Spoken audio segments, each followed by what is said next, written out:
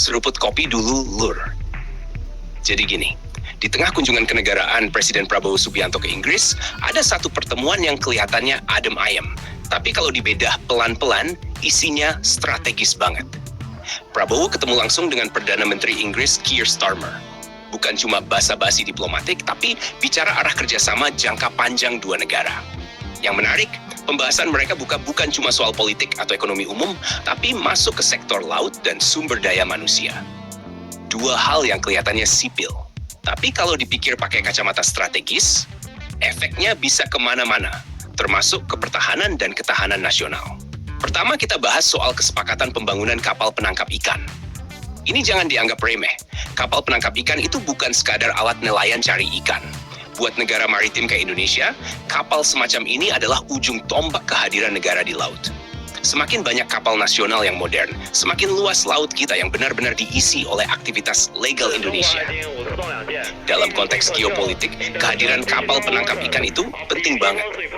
Banyak negara kuat di laut bukan cuma karena kapal perang, tapi karena armada sipilnya masif.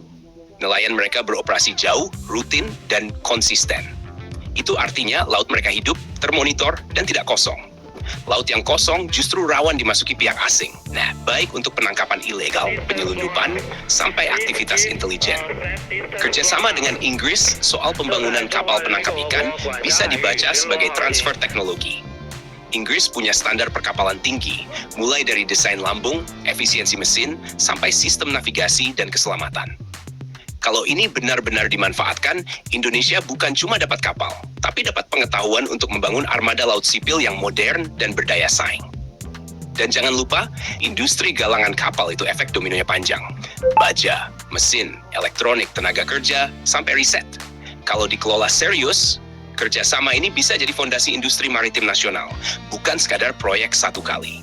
Sekarang kita geser ke poin kedua yang kelihatannya jauh dari laut dan kapal. Tapi sebenarnya saling nyambung, yaitu kerjasama pendidikan dengan Russell Group. Ini konsorsium universitas elit Inggris, isinya kampus papan atas yang jadi pusat riset dunia. Kalau Indonesia serius masuk ke jaringan ini, dampaknya bukan cuma soal beasiswa atau pertukaran mahasiswa. Yang lebih penting adalah akses ke riset, teknologi, dan cara berpikir strategis. Negara maju itu kuat bukan cuma karena senjatanya, tapi karena otaknya. Riset pertahanan, teknologi maritim, kecerdasan buatan, material canggih, semua itu lahir dari kampus dan laboratorium. Dalam jangka panjang, kerjasama pendidikan ini bisa mencetak sumber daya manusia yang paham laut, paham teknologi, dan paham geopolitik. Bayangkan insinyur kapal, analis maritim, ahli oseanografi, dan perencana pertahanan laut yang dididik dengan standar global, lalu kembali membangun Indonesia. Kalau dua poin ini digabung, kapal penangkap ikan dan pendidikan elit, kelihatan benang merahnya. Prabowo sedang dorong Indonesia kuat dari bawah ke atas. Dari aktivitas ekonomi laut yang nyata, sampai penguatan otak dan riset jangka panjang. Ini juga sinyal ke dunia bahwa Indonesia tidak cuma mau jadi pasar atau penonton. Indonesia mau jadi pemain. Bukan dengan teriak-teriak, tapi lewat pembangunan kapasitas. Laut diisi, industri jalan, SDM dikuatkan. Dan satu hal penting, kerjasama dengan Inggris ini juga menunjukkan pola politik luar negeri Indonesia yang fleksibel. Tidak mengunci diri ke satu blok. Bisa kerjasama dengan Eropa, Amerika, Rusia, maupun Asia, selama kepentingan nasional dapat. Jadi jangan cuma lihat judul beritanya soal kapal ikan atau pendidikan. Di balik itu ada strategi besar tentang bagaimana Indonesia mengamankan lautnya, mengelola kekayaannya, dan menyiapkan generasi yang bisa bersaing di dunia yang makin keras. Kalau menurut admin, langkah kayak gini justru lebih sunyi, tapi berdampak.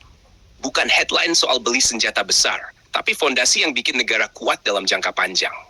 Nah, menurut kalian, kerjasama model begini cukup kuat buat jaga kepentingan Indonesia di laut dan global? Atau masih perlu langkah yang lebih berani lagi? Jangan lupa, subscribe, like, dan komen di bawah sambil ngopi.